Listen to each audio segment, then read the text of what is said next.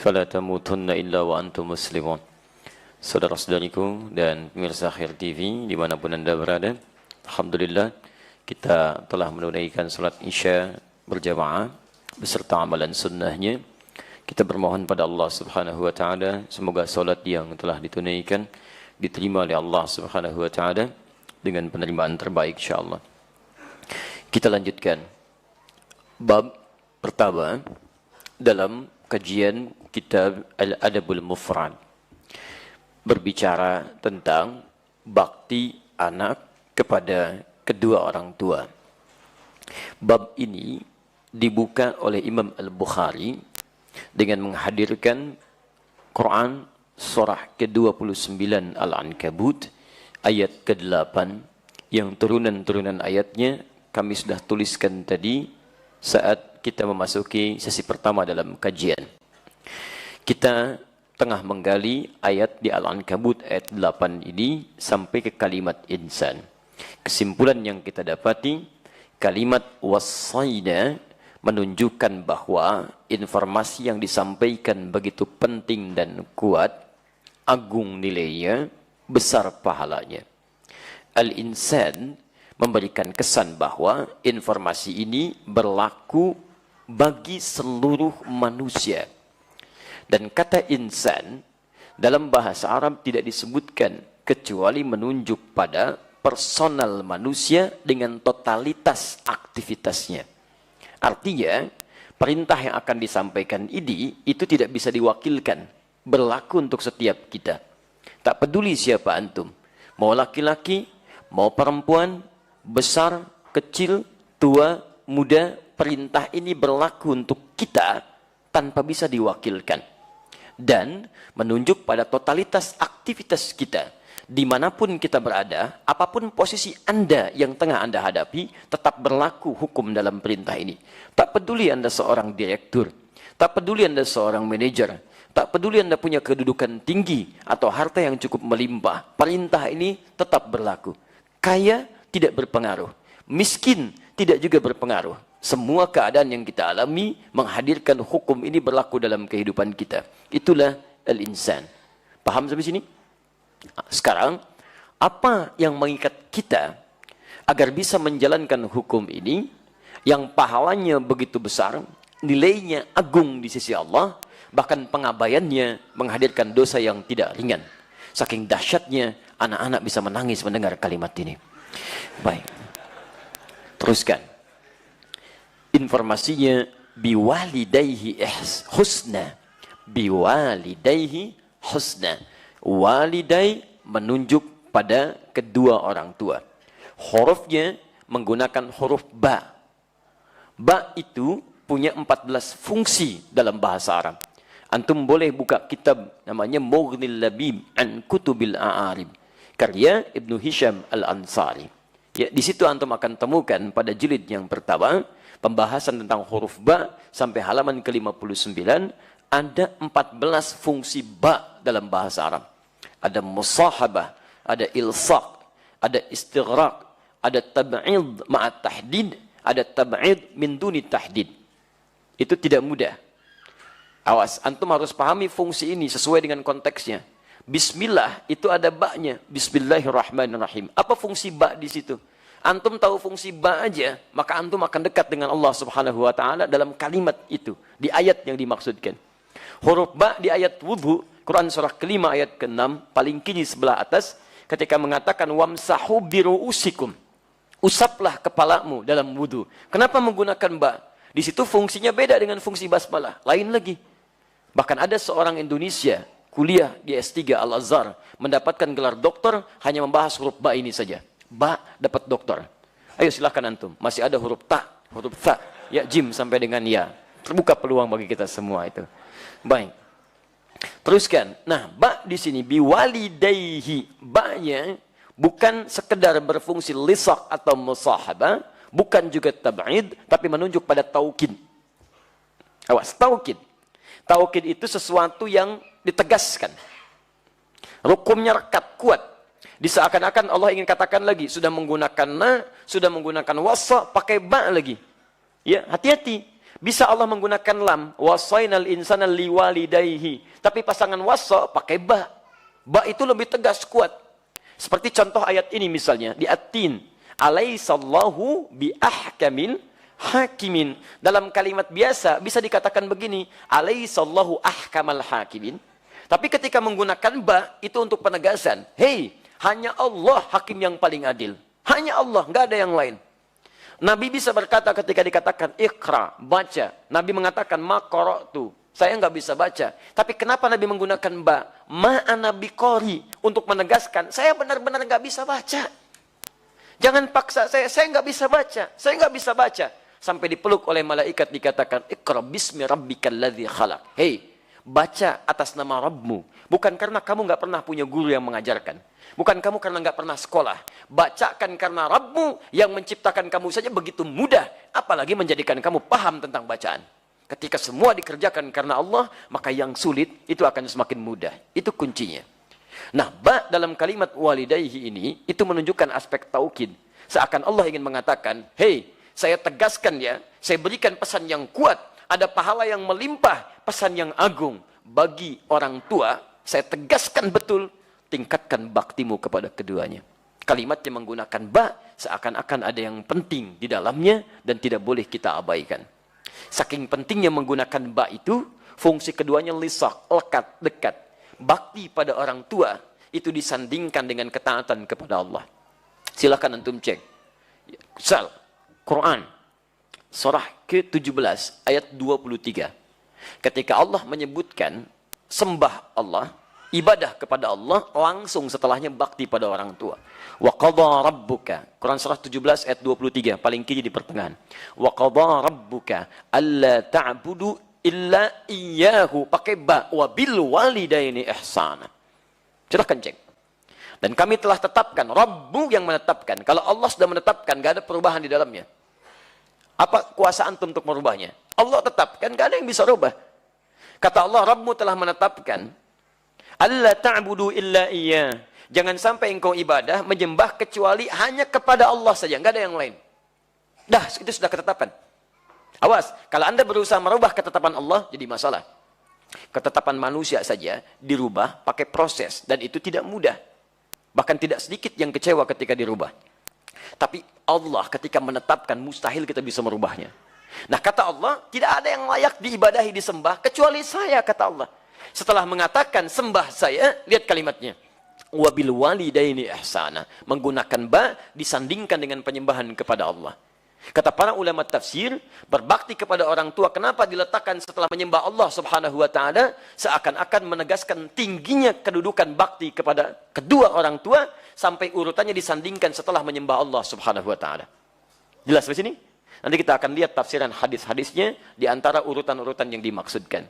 Di antum, kalau menghilang bakti, abai bakti pada kedua orang tua, itu bukan sekedar melahirkan dosa.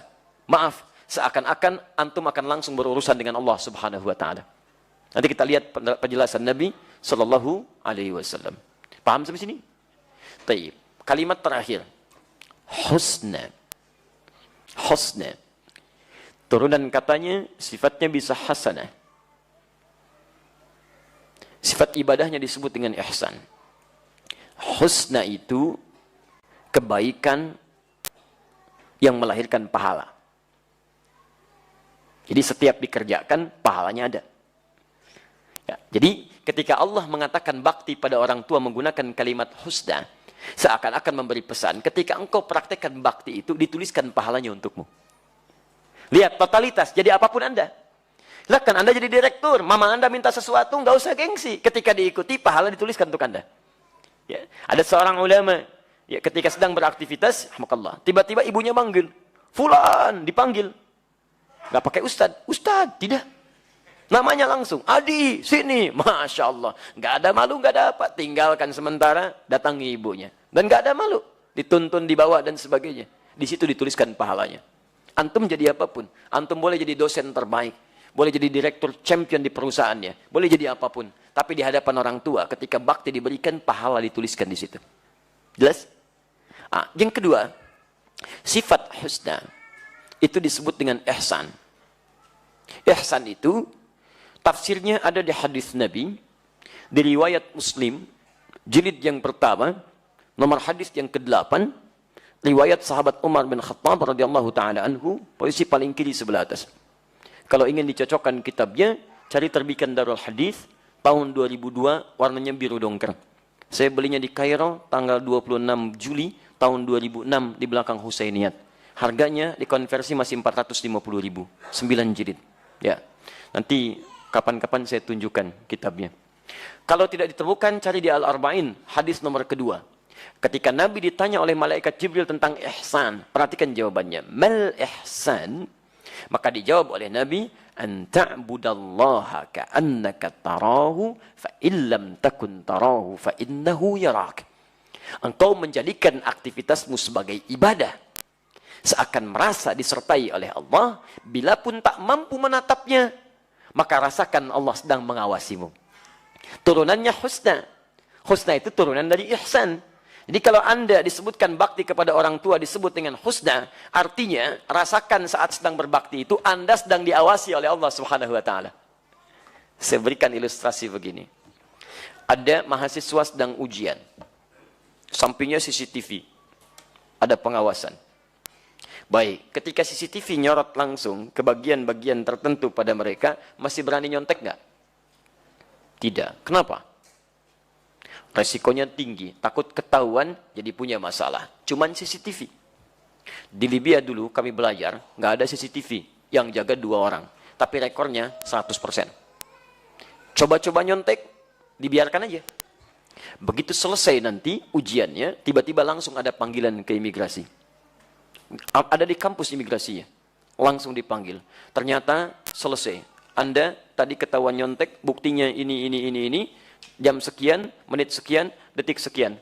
Kami berikan 2 jam untuk siap-siap pulang. Kami sudah siapkan tiketnya, dikawal oleh 2 orang ke bandara langsung. Dan dituliskan keterangan orang ini nyontek, nggak boleh balik lagi ke sini. Sudah, zero tolerance. Nggak ada. Makanya ketika ujian, serius. Karena takut diawasi. Antum diawasi manusia saja, begitu seriusnya. Ya, di kantor ada yang ngawasi, serius, takut salah. Ya, maaf, kerja, datang ke kantor, nggak terlambat tuh. Masya Allah, kerja jam 8, datang jam 7. Bahkan bukan cuma takut pengawas, takut macet. Luar biasa. Kok pagi-pagi amat, si amat aja nggak pagi-pagi, itu kan si amat, takut macet. Masya Allah, takut macet. Macet aja takut. Kenapa sama Allah antum tidak takut? Sama manusia takut. Kenapa sama penciptanya tidak takut? Makanya orang-orang yang takut dalam kebaikan, dia akan menghindarkan diri dari keburukan. Karena itu ketika orang ihsan beraktivitas, merasa disertai Allah, maka akan takut khauf dalam dirinya ketika aktivitasnya tidak disukai oleh Allah Subhanahu wa taala. Makanya mustahil ada orang mengatakan bismillah, ba-nya di situ ilsaq, wakat. Bis dengan siapa? Ismullah, dengan Allah. Jadi ketika antum mengatakan bismillah, antum sedang merasa disertai oleh Allah. Dilihat, diawasi. Jadi nggak akan pernah ada orang mengatakan bismillah menyentuh minuman yang haram. Bismillahirrahmanirrahim. Kok pakai bismillah? Kan mabuk. Biar berkah. Berkah, Masya Allah. Ada. Nggak bisa.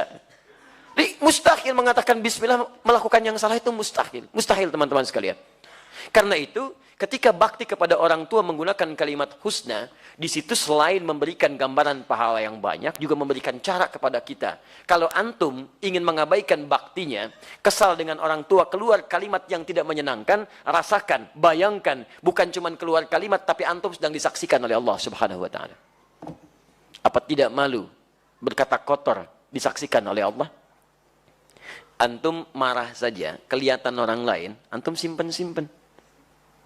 Antum berkata yang kotor saja, atau melihat yang tidak baik, kelihatan oleh orang lain, antum tutup-tutup. Maka kenapa ketika antum berkata yang kotor dan Allah saksikan tidak malu dengannya? Karena itu, teman-teman sekalian, maka ketika ada situasi yang kurang menyenangkan hubungan dengan orang tua, maka nanti kita akan lihat bagaimana ayat Al-Quran dan hadis memberikan jalan. Salah satunya, minimal, malulah terhadap Allah. Karena kita bukan hanya berhadapan dengan orang tua, tapi juga disaksikan oleh Rabb yang menciptakan kita semua. Jelas di sini? Maka kesimpulan pertama, bakti pada orang tua menghadirkan pahala yang begitu besar. Mudah-mudahan sampai nanti pada hadisnya, ya. Nanti saya berikan kisi-kisi pahalanya tidak hanya melimpah saat di akhirat, tapi diberikan bonusnya saat di dunia. Jadi kalau antum punya bakti tinggi pada orang tua, itu Allah akan berikan juga balasan-balasan dunia yang tidak ditangguhkan sampai ke akhirat. Akhirat pahalanya, bonusnya diberikan di dunia. 2, bakti pada orang tua sekaligus menjadi gambaran ketaatan hamba kepada Allah Subhanahu wa taala. Jadi kalau antum rajin sholat, tapi bermasalah dengan orang tua, dengan cara yang tidak benar, ini menunjukkan antum pun kurang taat di hadapan Allah Subhanahu wa ta'ala. 3, bakti pada orang tua dikuatkan dengan huruf taukid yang menegaskan hukum sekaligus tingginya konsekuensi pelanggarannya. Di hukumnya sangat tegas, kalau dilanggar dosanya nggak seperti dosa biasa. Nanti kita akan lihat dalam paparan hadisnya, bahkan nanti mohon maaf bisa berdampak juga pada masalah-masalah dalam kehidupan kita. Udah ya? Sekarang mari kita bacakan hadis yang pertama terkait tafsiran dari firman Allah Subhanahu wa taala dimaksud. Bismillahirrahmanirrahim. Pertama, hadisnya sahih. حدثنا أبو الوليد قال حدثنا الشعبة قال الوليد بن العيزر أخبرني قال سمعت أبا عمرو الشيباني يقول حدثنا صاحب هذه الدار وأشار بيدي دار عبد الله رضي الله تعالى عنه قال. Di sini kita bacakan hadisnya. Sa'altu an-nabiy sallallahu alaihi wasallam. Imam Al-Bukhari mengisahkan tentang sahabat Abdullah radhiyallahu taala anhu yang pernah bertanya kepada Nabi sallallahu alaihi wasallam. Pertanyaan ini sekaligus jawabannya menjadi tafsir dari ayat tadi.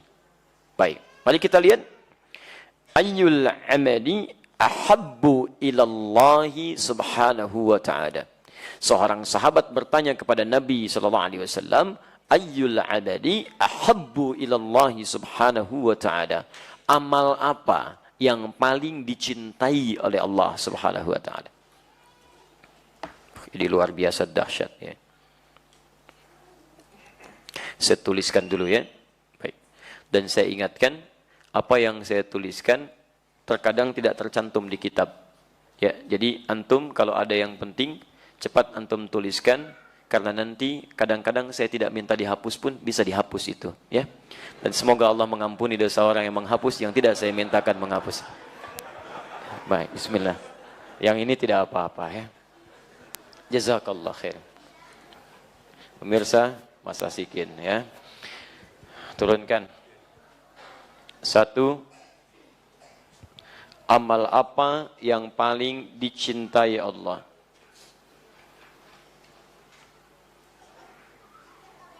Ya. Artinya amal ini sangat dicintai Allah. Konsekuensinya ketika antum mengerjakannya, antum pun bisa meraih cinta Allah Subhanahu wa taala. Nah, sekarang perhatikan baik-baik. Apa gambarannya seseorang yang dicintai oleh Allah? Jika seseorang sudah dicintai oleh Allah Subhanahu wa taala, maka yang pertama Allah berikan akan mengampuni seluruh dosanya.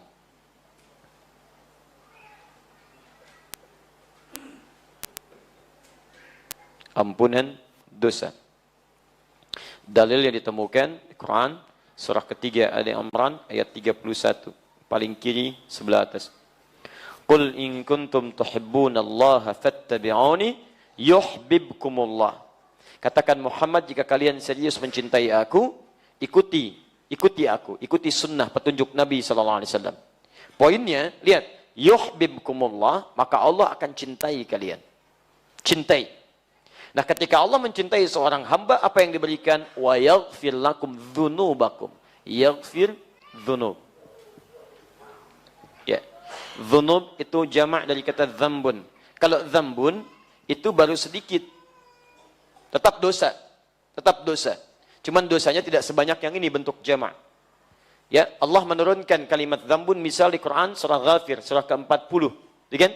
Allah sampaikan ayat ketiga, ghafiriz dzambi wa qabilit taubi. Ghafiriz dzambi. Ghafir dipasangkan dengan dzambun. Tapi kalau sudah jamak bentuknya banyak, maka berubah bentuk dzambun jadi dzunubun, bentuk jamak. Ya. Nah, kalau seseorang dicintai oleh Allah Subhanahu wa taala, maka kalimat Al-Qur'annya mengatakan wa yaghfir lakum dzunubakum. Bukan dzambakum tapi dzunubakum. Berpeluang semua dosanya.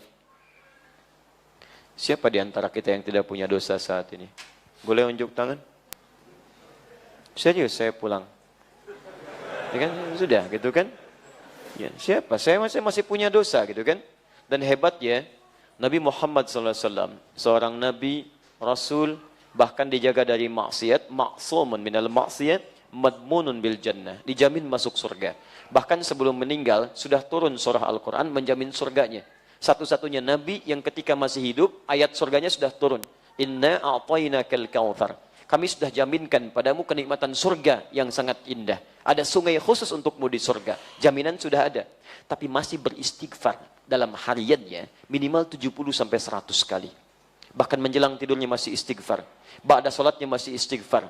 Setelah beliau salat, hadis Muslim hadis 591, astagfirullah, astagfirullah, astagfirullah. Menjelang tidurnya masih istighfar 70 sampai 100 kali. Siapa kita dibandingkan Nabi Muhammad SAW? Lihat wajah-wajah kita. Nabi bukan, Rasul bukan. Tidak ada satupun ayat surga turun menjamin kita. Antum tidak istighfar, antum terlampau lelah. Ayo coba berpikir lagi. Nah, jelas ya? Jadi kalau kita sudah dicintai oleh Allah, maka dosa digugurkan. Kalau dosa digugurkan, berarti peluang-peluang berbuat kotor sudah tidak ada. Yang ada yang baik-baik saja. Ada penjagaan Allah di situ. Jadi ciri orang yang dosanya diampuni, jadi kotoran-kotoran dari dosa itu sudah nggak ada. Makanya ketika dia bertobat, tobat itu kembali ke jalan yang baik. Kembali ke jalan yang benar, ke tobat. Nah, orang yang tobatnya benar, seperti gambaran di Quran surah keempat, ayat 17 sampai dengan 18, paling kiri sebelah bawah. Ya, innamat taubatu 'ala Allahi lil ladzina ya'maluna su'a bi jahalatin thumma yatubuna min qarib. Ketika dia bersegera tobat dari dosanya, cirinya apa? Salah satunya selain mengakui dosa, menyesalinya dan meninggalkannya. Jadi dia nggak kerjakan lagi kalimat ini. Maaf, pernah misalnya berbuat gibah, gosip misalnya, membicarakan keburukan orang. Kemudian dia tobat. Nah, ciri tobatnya yang diterima adalah ketika dia bisa meninggalkan perbuatan ini. Allah mengampuni dosa ininya, maka hilang dia. Maka lisannya tidak bisa berbicara yang tidak baik lagi. Yang muncul yang baik-baik. Makanya kalau orang diampuni dosanya oleh Allah, masih hidup dia di dunia, orang ini akan dijaga dari perbuatan yang tidak baik. Baik.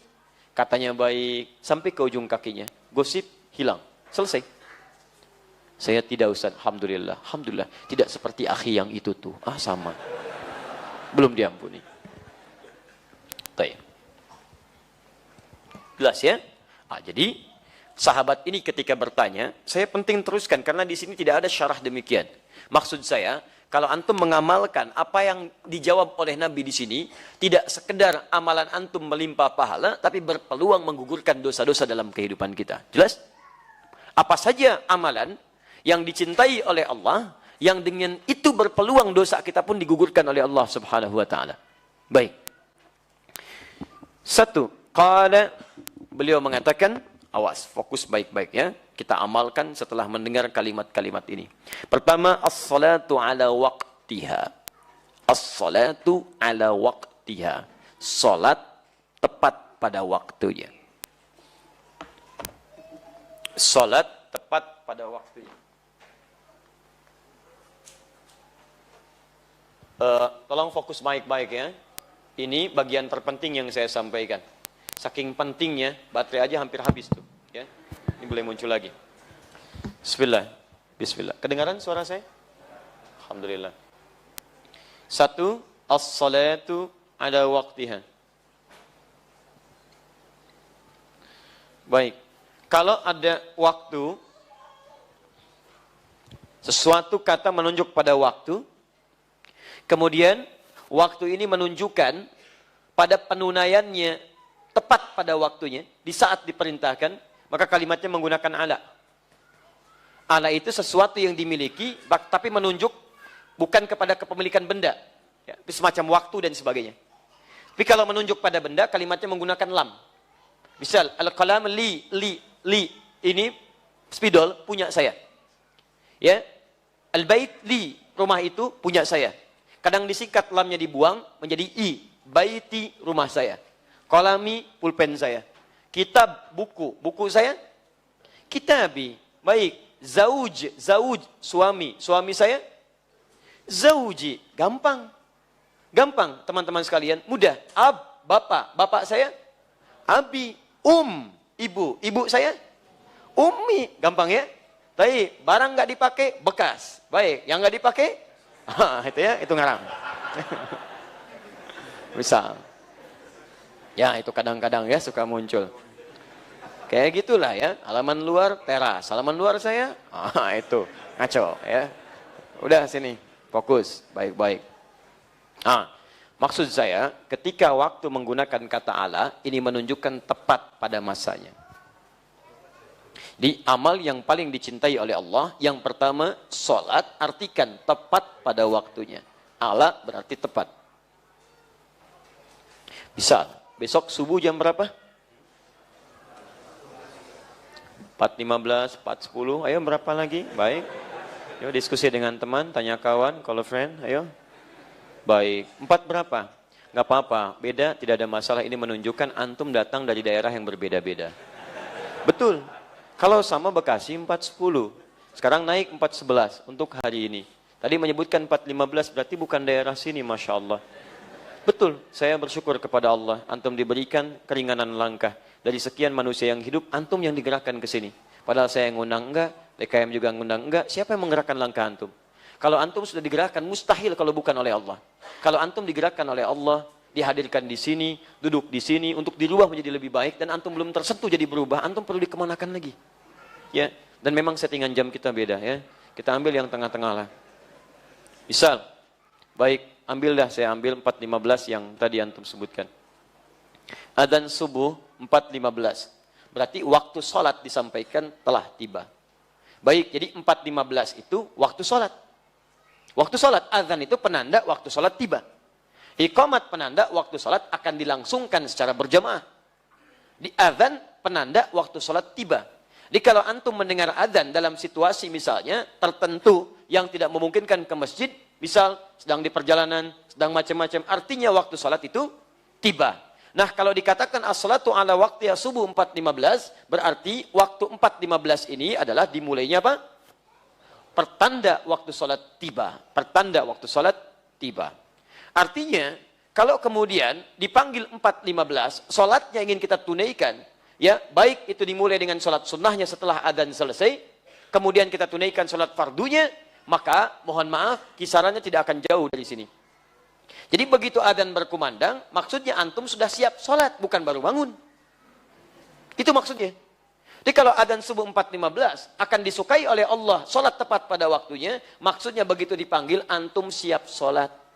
Bukan Allahu Akbar, Allahu Akbar. Hati-hati ya, ini bagian yang pertama, 4.15. Jadi kalau 4.15 dipanggil, antum mesti bangun dari sebelumnya. Kalau tidak tahajud berarti jam 4 antum sudah bangun, itu kan? Siap-siap.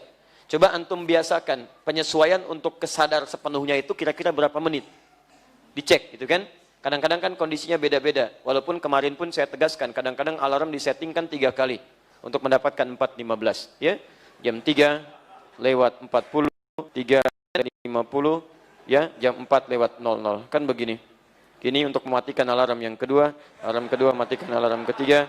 Alarm ketiga siap-siaplah ya sebelum adzan. Itu. Sekarang kalau kita ingin mengecek di mana tingkatan kita, layakkah kita mendapat ampunan Allah?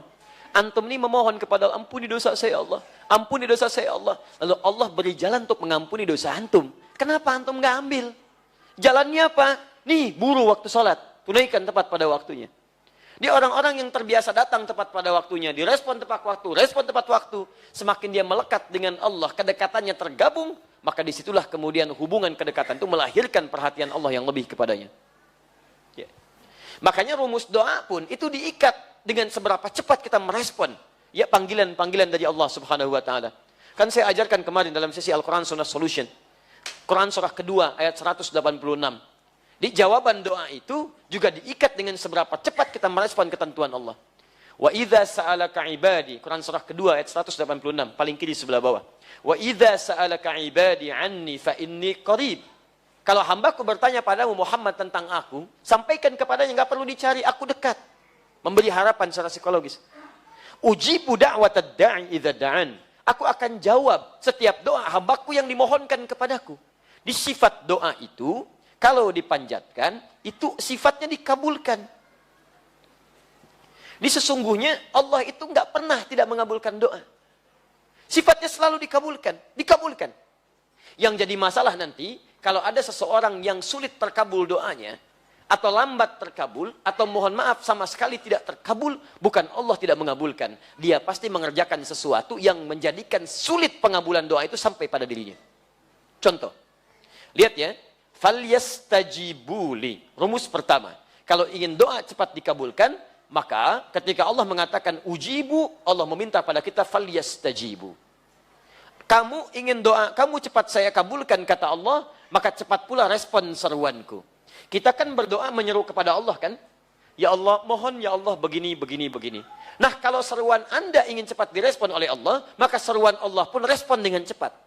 Seberapa cepat kita merespon seruan Allah, seketika itulah kemudian Allah secepat mengabulkan doa kita. Jadi kalau antum dipanggil subuh 4.15, Allahu Akbar, Allahu Akbar, saat dipanggil antum pun sudah siap merespon seruan Allah, maka seketika itulah sifat Allah diberikan jawaban kepada antum. Saat antum memohon, dikabulkan pada saat itu. Kalau memang permintaan antum sesuai dengan yang dibutuhkan.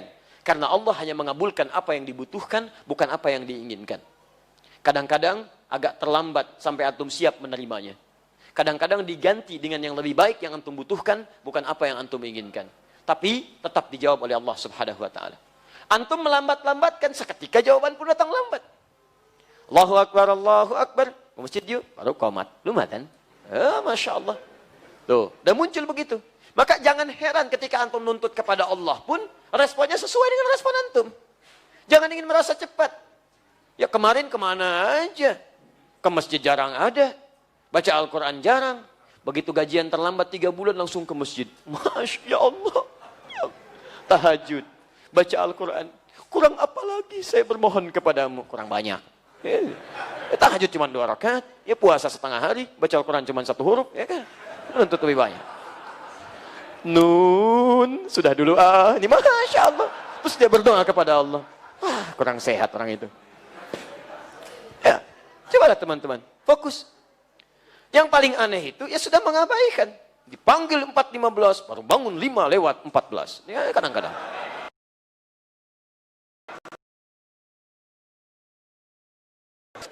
Dan ini itu kayak nggak logis gitu. Nuntutnya keterlaluan.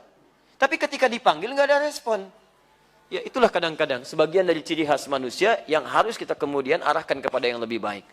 Nah, jadi ini bagian yang pertama teman-teman sekalian.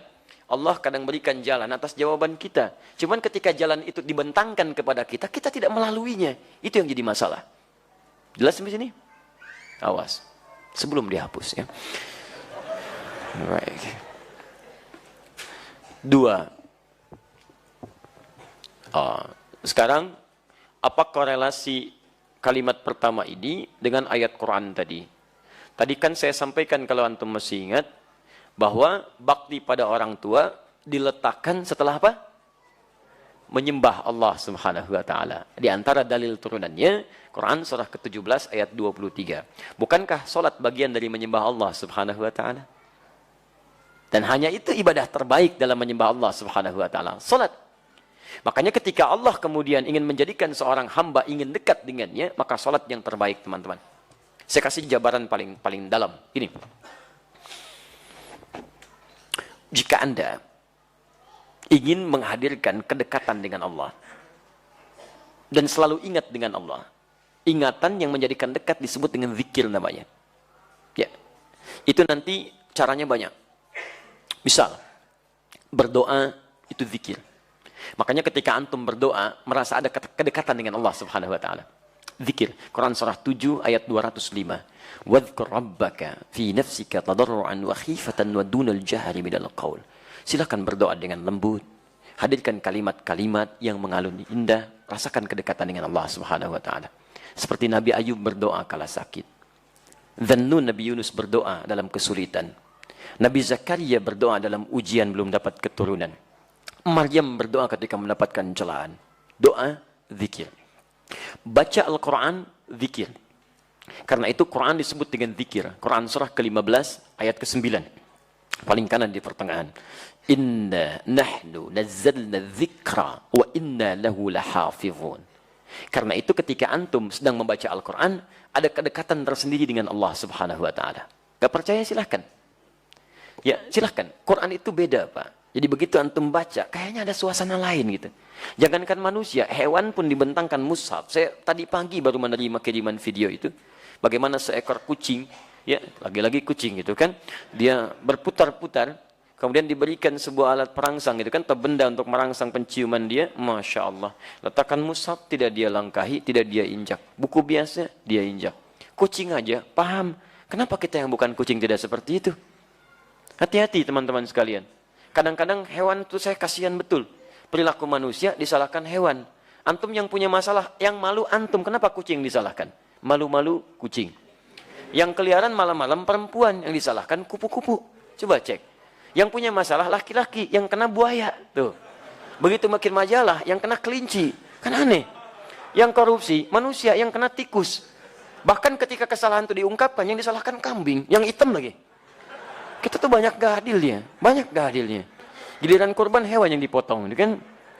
Jadi dalam beberapa bagian tertentu, kita mesti kembalikan kepada kebaikan-kebaikan. Nah, ayo kembali lagi ke sini. Jadi pertama, bagian penyembahan kepada Allah Subhanahu wa taala. Begitu baca Al-Qur'an, zikir. Apalagi kalau Qur'annya hadir di benak kita. Dihafalkan. Makanya penghafal Qur'an yang baik itu kedekatan dengan Allahnya lebih terjaga. Karena itulah penghafal Quran 4 kali levelnya dinaikkan oleh Allah dibanding pembaca. Quran surah ke-54, 4 kali. Ayat 17, ayat 22, ayat 32, ayat 40. 17, 22, 32, 40. Walaqad yassarnal Qur'ana lidzikri. Menghafal Quran disebut dengan zikir. Jadi kalau antum menghafal Quran, tapi tidak menjadikan antum dekat dengan Allah, salah cara antum menghafal. Salah antum. Menghafal Quran itu lain kalau benar. Lisannya hati-hati, karena takut kalau bicara Allah nggak ridha dengan lisannya. Pandangannya mulai hati-hati, langkahnya mulai hati-hati. Anak antum disekolahkan di ma'had tahfidz Al-Quran. Pulang dari situ hafalan 30 juz, tapi akhlak nggak berubah. Ada yang salah cara dia menghafal itu. Ada yang keliru. Ya, di Libya pernah ada Zlitin, saya itu Masya Allah. Kalau ingat Libya itu negeri Quran, itu nomor 2 di dunia setelah Palestina. Penduduk 5 juta, sejutanya sudah 30 juz. Sisanya 15 juz, 10 juz dan sebagainya. Saya pernah talaqi langsung pada Syekh Ali di Suqslatha. Begitu sedang talaqi begini, tiba-tiba datang seorang anak perempuan kecil, lucu, cantik dan luar biasa, bawa selang. Anak itu dengan polos berkata, usia 3-4 tahun lah. Syekh, idribini. Hah? Syekh, tolong pukul saya dengan selang ini. Saya pikir, kenapa ini? Apa kata anak ini? Lihat baik-baik. 5 kata Syekh kami dengan tersenyum. Kata anak ini, nesit, saya lupa. Pikir anak ini ada sumbatan di kepalanya. Tolong pukul dengan selang, supaya hilang sumbatannya, lancar hafalan Qurannya. Teman-teman, itu dulu diwariskan jadi budaya tuh di Libya itu menghafal Quran. Jadi kalau anak usia remaja nggak hafal Quran, dia aib, nggak punya teman tuh. Saking inginnya dekat dengan Allah. Dari kecil orang tua yang mengatakan, tolong didik anak saya jadi hafal Quran. Tolong didik. Tolong didik. Ya, makanya luar biasa. Jadi antum kalau nggak percaya silahkan. Antum hafalin deh malam ini ya. Mulai menghafal satu surah yang belum antum hafalkan. Gak usah tinggi-tinggi, ambil juz amma. Yang belum hafal apa? Misal An-Naba gitu kan? Atau At-Takwir. Ambil dah yang tengah-tengah dulu misalnya. Begitu antum hafalkan, ada suasana tersendiri dalam jiwa yang tidak bisa dibayangkan sebelumnya. Silahkan cek. Dan ada kedekatan terbangun dengan Allah Subhanahu wa taala. Zikir, baca Al-Quran. Menghafal Al-Quran. Berdoa, istighfar, zikir. Dan puncak zikir itu salat. Puncaknya. Karena saat Anda sholat, Anda membaca Al-Quran. Saat Anda sholat, Anda menghafal Al-Quran. Saat Anda sholat, Anda berdoa kepada Allah. Saat Anda sholat, Anda istighfar kepada Allah. Kalau sholat menghimpur segala jenis zikir, belum menjadikan Anda dekat dengan Allah, Anda kurang apa lagi? Makanya ketika Anda diminta sholat oleh Allah, sesungguhnya Allah nggak butuh sholatnya. Kita yang butuh dengan Allah. Karena dengan itu kedekatan terjalin dengan Allah. Dengan itu istighfar kita lakukan. Kalau dekat suasananya, air mata bisa mengalir. Kemudian ampunan diberikan, maka bersihlah keadaan diri kita. Makanya orang yang sholatnya benar, kalau sudah diampuni dosanya, maka dia akan terbebas dari sumber keburukan. Quran surah ke-29, ayat yang ke-45. Inna sholata tanha anil fahsya iwal munkar. 1. Amalan yang dicintai oleh Allah. 2. Setelah menyebutkan itu, qultus thumma ayyun. Aku bertanya lagi, setelah itu apa? Qala, Masya Allah. Thumma birrul walidain. Setelah itu, berbaktilah kepada kedua orang tua. Letaknya langsung setelah ibadah kepada Allah subhanahu wa ta'ala. Jadi, Nabi langsung menjelaskan kandungan ayat tadi. Saking pentingnya bakti kepada kedua orang tua, itu diletakkan urutannya setelah sholat 5 waktu, disejajarkan dengan amalan yang dicintai oleh Allah subhanahu wa ta'ala. Jadi kalau antum, maaf, ingin mencari amalan setelah sholatnya maksimal, yang dengan amal itu dosa bisa digugurkan, kedekatan bisa dibangun, cinta bisa diraih, ada orang tua. Makanya mumpung masih ada, ayo manfaatkan. Barangkali Allah titipkan kepada antum, bukan ingin membuat antum lelah. Barangkali ingin mengurangi, bahkan menghilangkan dosa-dosa yang melekat dalam diri antum. Ingin menghadirkan cinta Allah kepada antum. Ingin memudahkan aktivitas yang antum sedang jalani. Saya sering katakan begini ya. Saya sering katakan, maaf ya. Hasil kerja keras antum itu, kalau antum sukses, boleh jadi kerja keras antum cuma 30%-nya. 70%-nya, disitulah tangisan ibunda anda yang menangis di pertengahan malam. Peluh keringat ayah anda yang dalam mencangkul itu berkata kepada Allah, ya Allah mohon, jangan sampai anak saya seperti ini keadaannya. Ya Allah jadikan dia lebih bahagia. Pernahkah antum dengar kisah ketika Sayyidah Hajar alaihissalam mencari air untuk Ismail alaihissalam? Silahkan cek. Yang bolak-balik siapa? Hajar. Naik sofa, turun ke Marwah, balik lagi. Berapa balikan?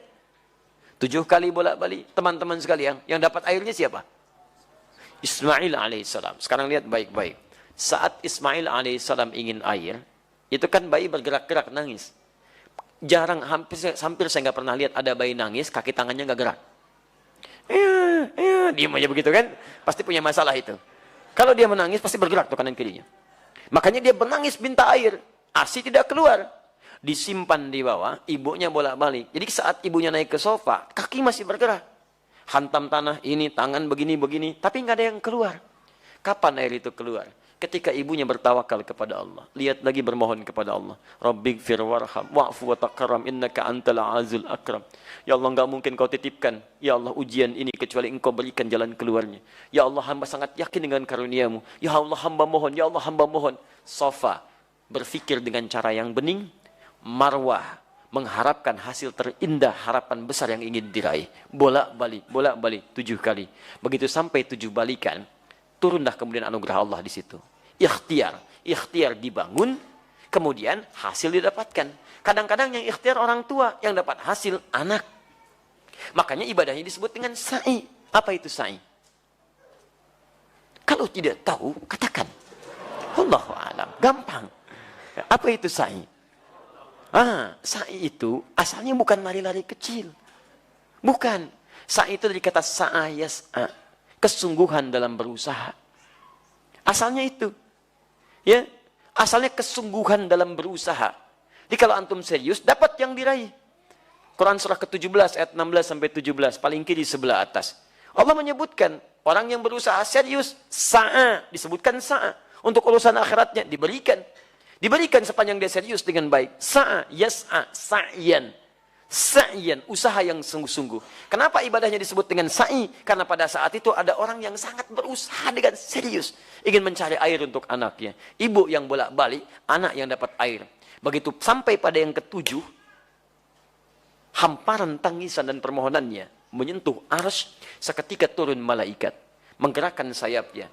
Ya, menyertai telapak kaki Ismail ketika menghentak ke air, ke tanah. Tis, malaikat menghentakkan sayapnya, keluar air. Ibunya melihat, kata ibunya, zam. Apa itu zam? Bukan Allahu a'lam, ada artinya. Ada artinya. Baik, dan bukan Allahu a'lam artinya. Zam, artinya kumpul, jangan berhenti. Jangan berhenti. Kumpul, jangan berhenti. Kumpul, jangan berhenti. Karena itu disebut dengan zam-zam. Sampai hari ini tidak berhenti. Bagaimana ketulusan seorang ibu dalam mendekat kepada Allah. Menghasilkan anugerah pada anak yang tidak berhenti keberkahannya. Karena itu saat antum merasa sudah sukses, usia antum sudah matang 40 tahun ke atas, maka turunlah Quran surah ke-46 ayat ke-15. Paling kiri sebelah atas. Jangan antum kira kesuksesan itu antum yang raih. Lihat kalimatnya. وَوَصَّيْنَا الْإِنسَانَ بِوَالِدَيْهِ إِحْسَانًا حَمَلَتْهُ أُمُّهُ كَرْهًا. Lihat, kami wajibkan, wasiatkan, tegaskan kepada setiap anak bakti kepada kedua orang tuanya. Seakan-akan dia merasa diawasi oleh Allah Subhanahu wa taala. Ibu kamu sudah mengandung kamu dalam keadaan lemah luar biasa. Kemudian memberikan ASINya lemah luar biasa. Perjuangannya berat. Nah, ketika engkau sampai pada usia 40 tahun minimal, banyaklah berdoa kepada Allah. Lihat, antum usia 40 tahun, perhatikan bimbingan doanya dari Allah. Ya, perhatikan doanya.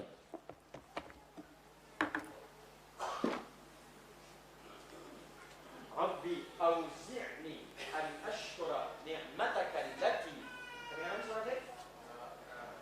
Jawab. Ya, baik. Kedengaran suara saya? Tidak. Kenapa bisa jawab? Ya, hati antum dengar. Rabbi auzi'ni an ashkura ni'mataka allati an'amta alayya wa ala walidayya. Alayya, lihat. Wa ala walidayya. Ya Allah, mohon bimbing hamba untuk bisa mensyukuri segala nikmat yang telah engkau titipkan kepada hamba. Lihat-lihat. Dan bukan hanya kalimat hamba, tapi disebutkan walidayya. Orang tuanya disertakan. Ya, kata sebagian ulama tafsir, kenapa orang tua disertakan pada pengakuan nikmat? Karena orang itu mesti sadar, anak mesti tahu, boleh jadi usia dia atau usaha dia untuk mendapatkan hasil itu bukan karena kerja kerasnya, lebih banyak karena orang tuanya. Mustahil teman-teman sekalian antum ujug-ujug mendapatkan sesuatu. Pasti ada kaitan dengan orang tua antum yang berdoa kepada antum, yang bermohon kepada Allah. Antum disekolahkan investasi orang tuanya. Dicarikan guru yang spesial untuk mengajarkan antum. Diberikan kasih sayang, makanan terbaik. Tiba-tiba antum katakan, ini semua karena saya. Tidak ada peran orang tua. Siapa antum? Maka jika semua diberikan, maaf, kandungan tidak pernah dilepaskan. Belum pernah saya dengar seorang ibu mengandung, tiba-tiba, mamah mau mandi dulu. Sebentar ya. Enggak bisa. Kemana aja dibawa? 9 bulan 10 hari berjuang dengan lelahnya. Quran surah 7. Ayat 189. ASI sempurna sampai 2 tahun. Gratis, paling bagus. Quran surah kedua, ayat 233. Mencarikan guru untuk belajar sampai paham. Ya, sampai antum paham bisa berbagi. Quran surah ke-9 ayat 122. Menjadi dekat dengan Allah dalam belajar. Quran surah 58 ayat ke-11. Cari guru ngaji, ayo talaki, datang ke masjid. Carikan tempat, cari guru terbaik. Sampai doa, dilindungkan dari setan. Contoh Quran surah ke-3, 35 sampai 37. Semua ada perhatian. Tiba-tiba setelah dewasa, Masya Allah, minta sedikit saja, antum katakan, kenapa? Dan hebatnya, orang tua nggak pernah minta. Nggak pernah minta, jarang umumnya minta. Ya, tapi kalau sudah ada sinyal, antum mesti paham. Itu yang kadang-kadang susah. Ya, mama, ya nggak apa-apa, pakai handphone begini juga, nak. Yang penting bisa nelpon, maksudnya ganti handphonenya. Itu. Ya, baik. Silahkan para orang tua setelah tayangan ini uji anaknya ya. Baik. Baik. Papa Maya nggak apa-apa rumah begini juga. Langsung rumah, Masya Allah. Ya, isi dengan kebaikan-kebaikan. Jadi teman-teman sekalian, indah.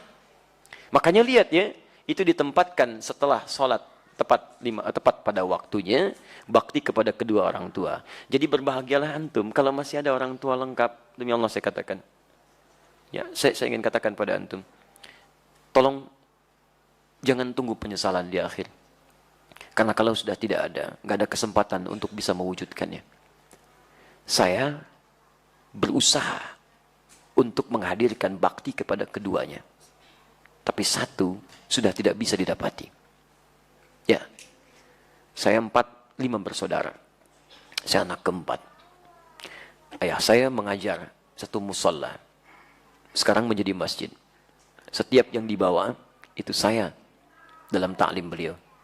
Saya masih ingat betul. Kalau beliau mengajar, itu saya tidur. Ya, sekarang tertukar. Saya mengajar, beliau tertidur. Tapi yang paling menarik, dalam keadaan selesai mengajar pun, kalau pulang, saya nggak dibangunkan, Pak.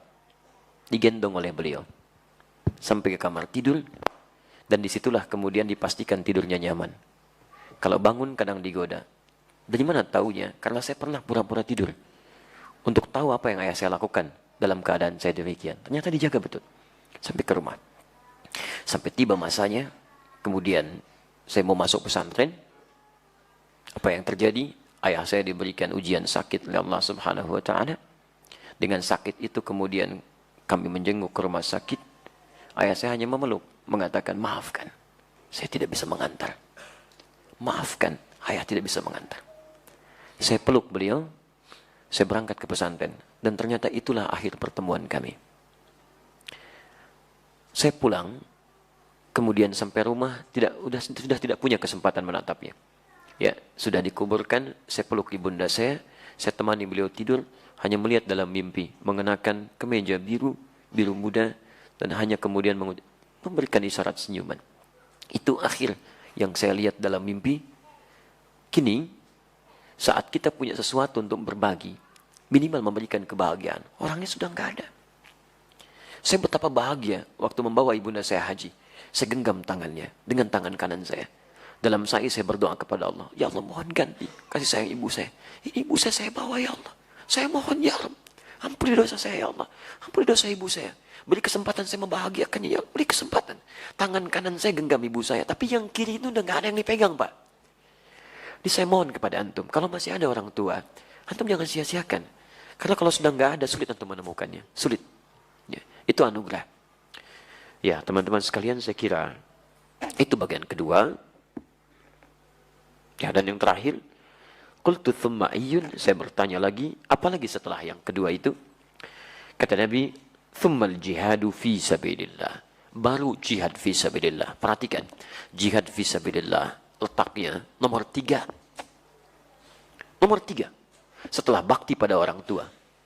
Jadi bahkan nanti dalam kaidah nggak boleh antum mau jihad, orang tua tidak sepakat, antum maksa jihad, antum dosa. Dosa. Nanti kita lihat bab selanjutnya. Ada seorang ingin berjihad, orang tuanya ternyata belum mengizinkan dia berangkat. Dan sedih. Apa kata Nabi? Masya Allah. Kata Nabi, pulang kamu ke rumah. Buat dia tertawa seperti engkau membuatnya menangis. Buat dia tertawa seperti engkau membuatnya menangis. Saking tingginya nilai bakti pada orang tua, pahala antum diberikan di situ. Kadang antum nyanyi pahala keluar rumah, di dalam rumah ada sosok yang sangat dalam yang menghadirkan pahala kebaikan kita. Mungkin jalan surga antum bukan di luar, orang tua yang dititipkan kepada antum. Yang lain usia 60 tahun, yang lain 50 tahun. Kok orang tua antum 80 tahun hadir di samping antum? Kadang-kadang rasanya makin repot, makin repot. Ternyata di situ surganya ternyata. Dan itu jihad terpenting dibandingkan dengan keluar. Dan urutannya nomor 3. Urutan nomor 3. Karena itu, hadis ini dan ayat yang kita bahas ingin memberikan pesan yang dalam kepada kita semua. Agar dalam setiap kesempatan, mari kita tunjukkan bahwa tidak salah. Allah amanahkan pada kita orang tua, yang dengan itu titian surga kita bisa diraih. Teman-teman sekalian, saya kira itu hadis yang bisa kita ambil dalam kesempatan malam ini. Di kesimpulannya, hadis pertama mengajak kita untuk meningkatkan bakti kepada kedua orang tua.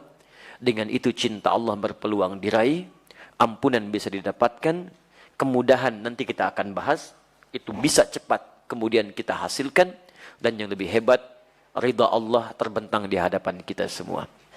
Insya Allah turunan hadisnya kita akan bahas. Saya ingin pastikan dulu, jelas uraian saya? Antum paham insya Allah? Alhamdulillah. Saya mau ingin perhatian ya. Saya berusaha memberikan yang terbaik malam ini. Sekalipun sebetulnya putri kecil saya memiliki hak dari ayahnya. Dia sakit selama 7 hari. Alhamdulillah ada kebaikan. Hari ini waktu dia berangkat ke dokter malam ini. Saya peluk sebelum saya berangkat. Saya cium keningnya. Dan dia melepas dengan penuh juga rasa keharuan untuk membiarkan buyanya untuk mengajar. Saya sudah berikan hak antum untuk mendapatkan pelajaran. Maka saya minta hak saya untuk menjadi ayah merawat putri saya. Jadi saya mohon untuk bisa pamit dulu untuk malam ini. InsyaAllah kita jumpa dalam kesempatan yang lain. Besok insyaAllah kami tersambung dari Palembang, tapi mungkin belum bisa live via Akhir TV. Live nanti di Pondok Indah pada hari Ahad insyaAllah dalam kajian duha. Kami kira demikian. Subhanakallahumma bihamdika asyhadu an la ilaha illa anta astaghfiruka wa atubu ilaik. Wa akhiru da'wana alhamdulillahi rabbil alamin. Al'afu minkum. Assalamualaikum warahmatullahi wabarakatuh.